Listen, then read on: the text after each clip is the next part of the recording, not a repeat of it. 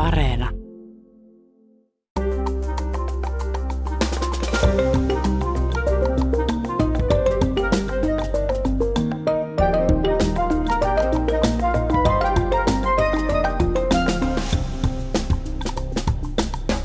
Hello and welcome to All Points North. I'm Matthew Schilke, and today I'm on a ferry with my colleague Ilkka Kilpalainen. Ilkka is a journalist at the Yle Sign Language News. Yeah, hello. Nice of you to share the ferry ride with me. About a year or two ago at a work event, you mentioned that you lived on Suomenlinna. I was very curious about what life is like there. So I hope this is something that interests our audience too, because Suomenlinna is Helsinki's most popular tourist attraction. Over 1 million people go there every year, but only 800 people live there. So it's at the same time, while it's a super popular place to go visit, it's also the least populated neighborhood in Helsinki. So Ilkka's a local, and I've always been so curious, and I kept asking him questions. And yeah, what's your favorite part about living there? I think it's the difference between the mainland and in the island. And I think for some reason, the time seems to run differently in Suomenlinna. So the whole atmosphere is different from the mainland.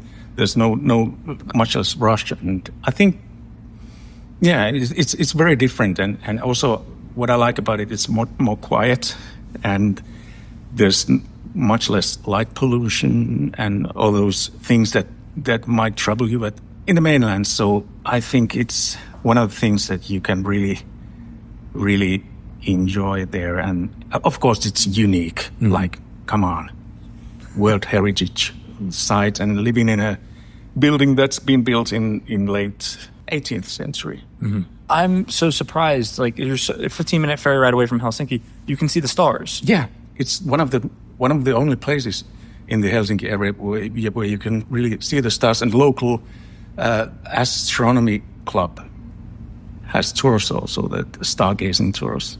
Wow. in the autumn in there because of that. So it's really, really, really, yeah, it's so different. Can you tell me a little bit about what kinds of people are attracted to living here?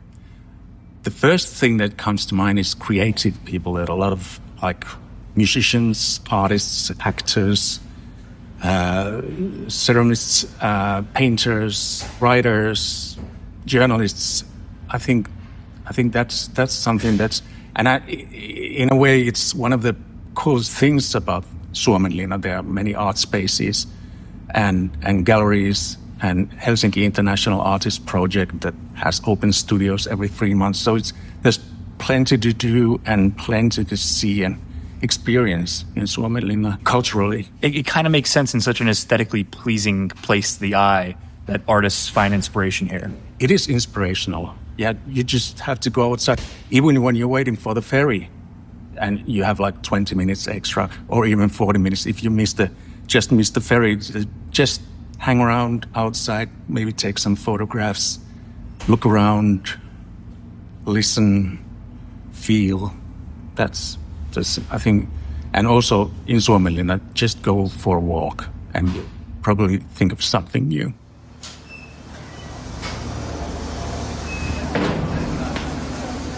Maybe it's been a while since you last visited Suomenlinna, one of Finland's 7 Unesco World Heritage Sites, so it could be time for a quick history lesson. The fortress was originally built by Sweden in the mid-1700s, when Finland was still part of the Swedish realm. After losing key fortresses to Russia, Sweden decided in 1747 to construct a massive new naval base and fortress off the coast of Helsinki, what we now know as Suomenlinna. At its peak in the 1750s, it was Sweden's largest construction project, with thousands of workers, making the islands the second largest population center in Finland. Nicknamed the Gibraltar of the North, Suomenlinna's defenses seemed impressive, but the fortress was never fully completed. In 1808, during another war with Russia, the fortress was surrendered after a short 2-month siege, a decision that remains controversial to this day. Afterwards, Finland was ceded to Russia, and the fortress expanded under Russian rule. Helsinki's growth as a capital was tied to the stronghold's strategic importance. When Finland gained independence in 1917, Suomenlinna's Russian garrison didn't leave until 1918, handing it over to the Finnish Reds in the Civil War. The Whites, with German support, soon captured it, and it was renamed Suomenlinna, the Fortress of Finland. After the war, it served as a prison camp and later as a Finnish military garrison. Over time, its military role faded, and the islands shifted to civilian use. In 1991, Suomenlinna became a UNESCO World Heritage Site. Today, it's not just a historic fortress, but a living district of Helsinki. It's also home to a small community, including families like Joseph and Viivi Kallio-Myers, whom I met to learn what it's like to live in such a unique place. What's it like to live here? That's a big question. I've lived here for my whole life, so I don't have anywhere to compare really. So but it's a nice community and it's different. It's very close to town, but it's a little bit like countryside. Mm-hmm. So it's like the best mixture of both. I see. And do you ever get annoyed like having to take the ferry even in like the coldest months of the winter, or is it kind of charming? I think the worst times were when you're a teenager on the island and you come home a bit late, you might be a bit drunk or something, and then you've got all of your neighbours and all of your friends' parents on the ferry, and it's like this horrible bottleneck. Everybody knows what you do. It's a very small village. I wouldn't say that tourism in itself is annoying, because I think tourism is part of what keeps Suomenlinna the way it is. Mm-hmm. Without the money that tourism brings here, then I don't think it would manage to be the same place that it is now. So I think it's just a part of Suomenlinna that you have to accept with it. Right. Yeah.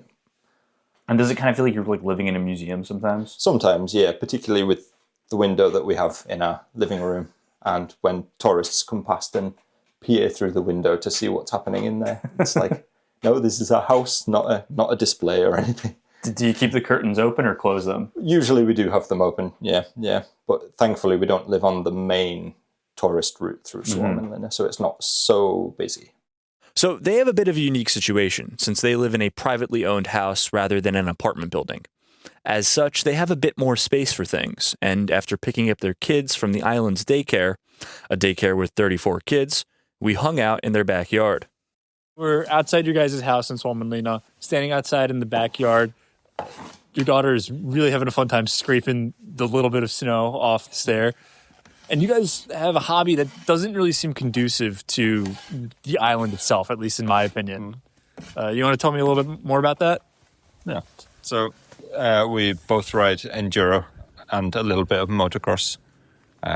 So I guess it's a little bit awkward doing it from here, that we have to take the bikes on the ferry and then collect the van and load the bikes in the van in town and then drive to the nearest track, which is about half an hour out of town.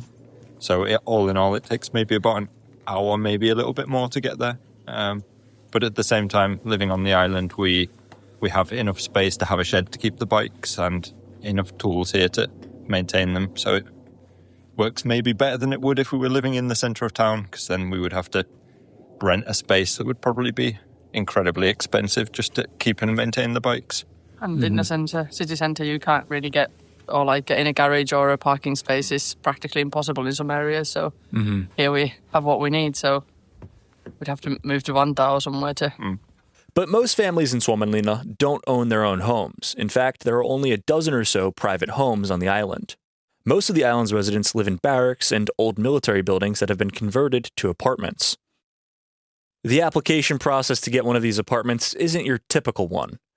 To find out more, I met up with Will O'Gorman at one of the few bars open in the off-season on the island. Will's originally from Ireland, but been living in Finland for quite some time now, and just recently moved to the island a few months ago.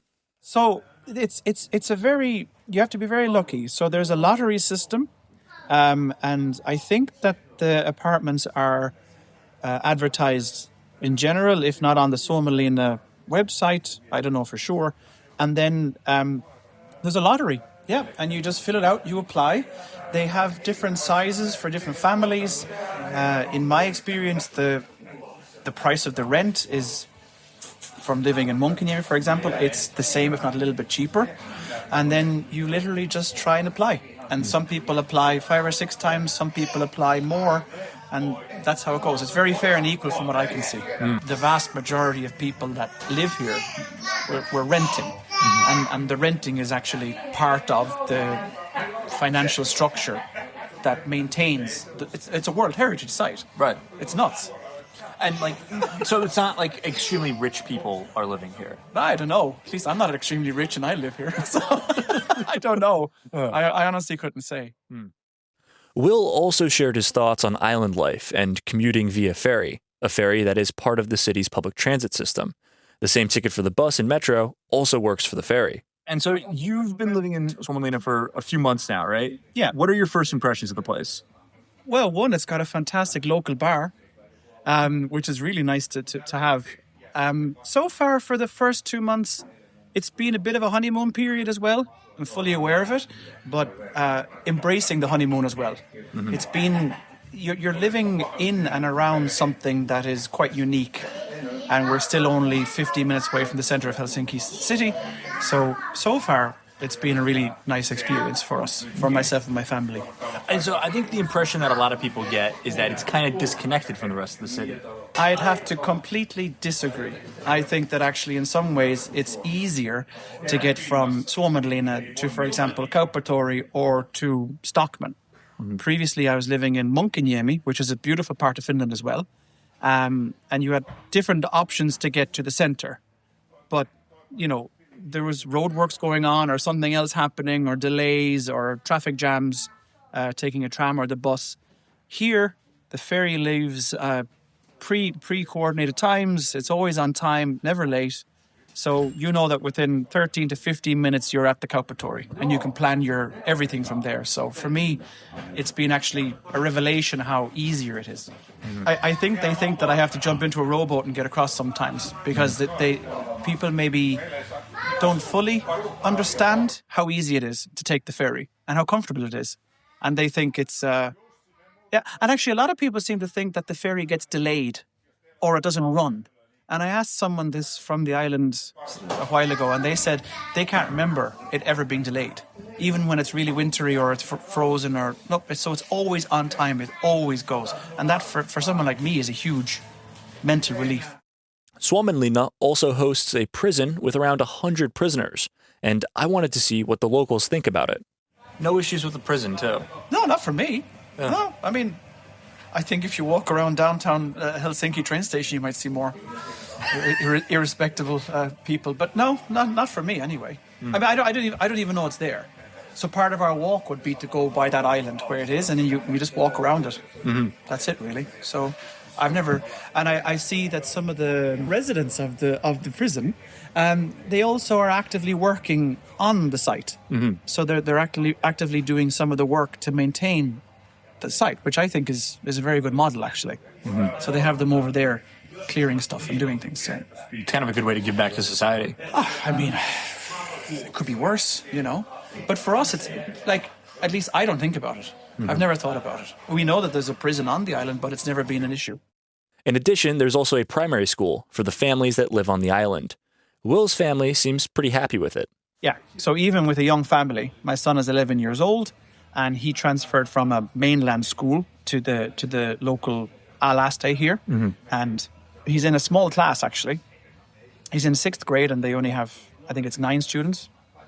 Is it one teacher for like each grade, or is it like a teacher has multiple different grades? Multiple different grades. Yeah. It's kind of like an old school model. Yeah. So actually he has a 2nd grader that he kind of keeps an eye on. I think that's actually quite a nice model as well for him. Like a big brother kind of situation. Kind of thing. Yeah. It's very cute to see. And then, the school here is very, active orientated, I would say.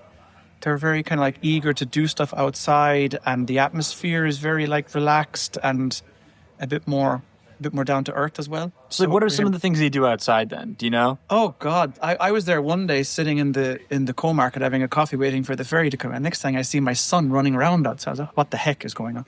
They were playing a kind of a morning kind of warm-up day, but it involved running around the island after somebody, and I thought that was great. I was like, wow, okay. And that wasn't planned. It was just something that they did.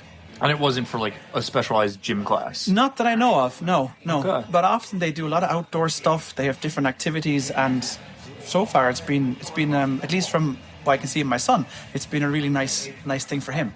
Now, in 7th grade, there is no Ulaste. There's no junior high school on the island, so he will have to then transfer to Kruunahaka Ulaste, I think it is. But even in that case, he takes the ferry. He would take the ferry to Kaupatori, and then it's a 10-minute walk from Kaupatori to the school. And the school actually changed their schedules to match the ferry schedule. Oh, that's nice. Well, it's great. So, but we don't know how that's going to be. But that's going to be an interesting development as well when he goes. These are just a few stories from the island, and I hope it gives you a better picture of what life looks like for those who call it home. One of the reasons I was so interested in doing this story is because Suomenlinna reminds me an awful lot of where I went to high school. Every morning between the ages of 14 and 18, I would take a 30 to 45-minute commute to get to a national park on Sandy Hook, New Jersey, a small spit of sand jutting out in New York Harbor. You would catch glimpses of the city skyline peeking out beyond the horizon. We learned about history in the park itself, which is home to the oldest running lighthouse in the U.S., and a century-old coastal fortification system.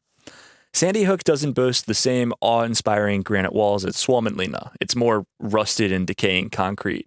But the sight of fossilized guns pointing out towards the water really connects the two in my head. I've never lived in Suomenlinna, but this connection to the sea and history was one of the first places that made me feel connected to Finland and Helsinki. It's a place you can just get lost in the atmosphere, and taking the ferry really does transport you into another state of mind. Even after a few centuries, whether you live there or not, it's still nice to think that one of the oldest neighborhoods in the city still hosts a small but vibrant community. And on that note, let us know what you think. As always, our number is +358 44 421 0909. And now for a quick look at what else has been happening this week. Canada is taking notes from Finland to learn about defense. Many Canadians have woken up to the idea that they can no longer rely on the United States to guarantee their safety. As part of that discussion, Finland's ability to cope as Russia's neighbor has come under the spotlight.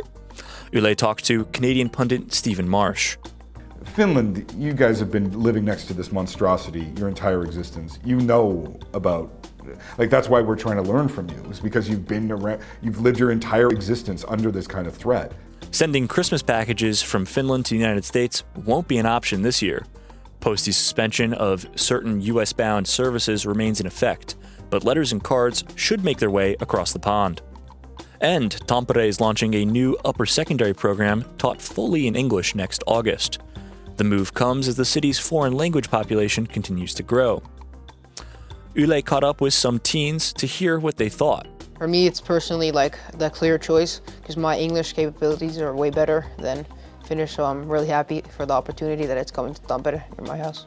I just think it gives me a better chance to, have a better future here, as I don't speak much Finnish. So with that, it gives me, a better future, a better chance in Finland. Yeah. I've always had thoughts about what would it be like after Fista, because I've been studying in English here. And so I thought that it'd be a bit scary if I immediately started in a Finnish high school. But then when my mom told me about this English program, I thought that it'd be really nice to try.